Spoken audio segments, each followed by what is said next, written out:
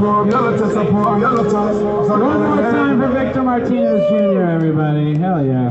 We're here. We're doing. Oh, please save one of those ice creams for me. Yeah. Let's see.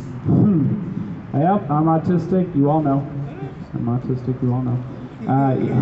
I'm walking through the park, just right over there to go over to the show, and you know, I was kind of afraid of running into somebody because they might think that they just met the next Jeffrey Dahmer, you know. Yeah, you gotta be a little careful looking like I do, but not so careful that you can't steal from Whole Foods. All right. Okay, let's see. I'm spitballing. I'm riffing. Yeah, we're good. Yeah. Hell yeah. Y'all come out here like a lot, like week after week, right? Yeah. I used to love coming to this mic. We used to have it over across the pond, where that concrete circle is. Hey Victor, remember the time that I almost got in that fight with those? Dude, I was just thinking about that. They chased you around and you lost your shoe. Yeah. One of my flip flops flew off. I had to go back and get it. Yeah.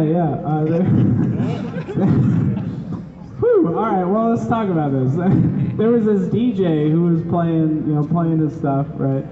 And, and he had all his cameras set up and shit, but he had, like, his friends out, and it was just his friends who were supporting him, right? And so it's like, it was really weird, because, like, all right, your DJ career consists only of, like, these 8-10 people, you know, your buds, and they all talk so glowingly.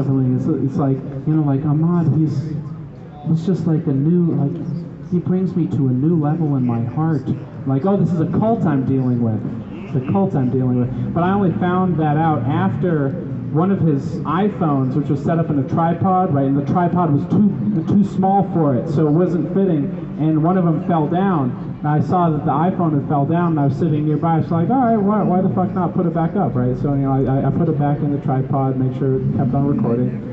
And then not a minute goes by, but this guy comes up to me. He's like, was that you touching Ahmad's phone? Were you touching Ahmad's phone? And I'm like, I fixed it. You know, he's like, are you touching my? And I'm like, dude, I don't know what you're doing. Shit. Well, Victor, why don't you do? This is not the exciting part, but I thought the guy was a dick, right? Because I was just trying to fix shit, right? Call me shoe polish on an overstocked shelf, but I just wanted to fix shit.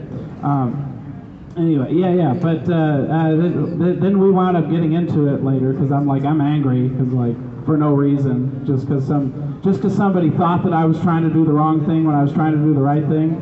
You ever try and do the right thing but absolutely do the wrong thing? Yeah, and then you're all fucked up because other people are fucked up about what you were doing. Yeah. That's one of the symptoms of autism. You know. Not that, yeah, right? It's like, I thought I was doing the right thing. I didn't know there was a rule not to touch Ahmad's phone. And frankly, I don't care if there's a rule that applies to just 15 people in the world. Y'all can go fuck yourselves and tell people the rule before you can't assume that other people know your rules. Don't touch Ahmad's phone? Fuck you, I was helping. Anyways, this is just some emotional discharge, I guess. Okay, Victor, what do you remember? Oh, about that night when they were when I almost got in that fight. You're being so aggressive. You're mad at this guy because it was his birthday. No, I was being so aggressive. Yeah, but I was mad at this guy. I was mad at those guys because they were giving. Anyways, I just sound like I'm defending myself in a situation where I don't have to. So, well, just be careful because Derek might come fuck up your DJ set. I don't know. Oh my God. I'm a substitute teacher. Thank you for not making any noise. I thank you, appreciate that. But I do it for the money. You can stay quiet. That's all good. Yeah. I like it a lot. I used to make the job a lot harder for myself than I had to. You know, like I get mad at kids for doing shit. But now I'll just overlook all kinds of shit.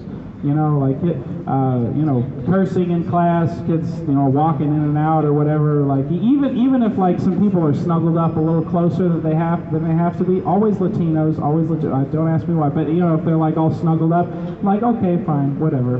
Just so long as no, that wouldn't happen. They know the rules, and if they don't know the rules, well, that's a rule that applies to everybody, not some goddamn 15-person rule like don't touch Ahmad's phone.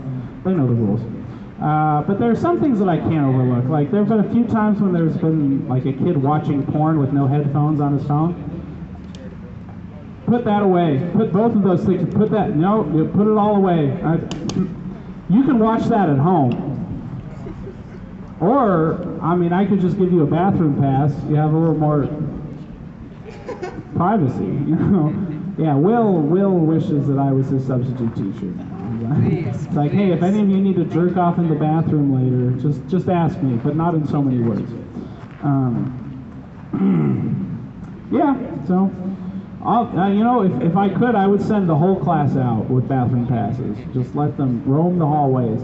But usually the high school kids are pretty cool. There's one day at LBJ. Yeah, what's the question? What racial group? Well, so at Northeast High School, which is where I'm substituting a lot right now, it's probably around 70% Latino, and then like the other half are black and white. And every now and again, there's a very quiet Arab girl in a hijab. It's the truth. It's the truth. Thank you. Yeah, appreciate it. Yeah. Anyways, yeah, one day at LBJ, no, I don't need to tell you about how I accidentally told a group of students they were monkeys, but let's, you guys want to finish this out with a game? Yeah. This game requires audience participation. Yeah. It's called Sex With Me. So just call shit out you want me to compare Sex With Me to. Sex with me is like an old beer. Sex With Me is like an old beer because it's flat, it's lukewarm, and it won't do what you want. Inchworm. An inchworm. Sex with me is like an inchworm because it gets where it needs to go very slowly. And at the end it's eating. Alright, let's have another one. Gravel. Huh? Gravel. Gravel.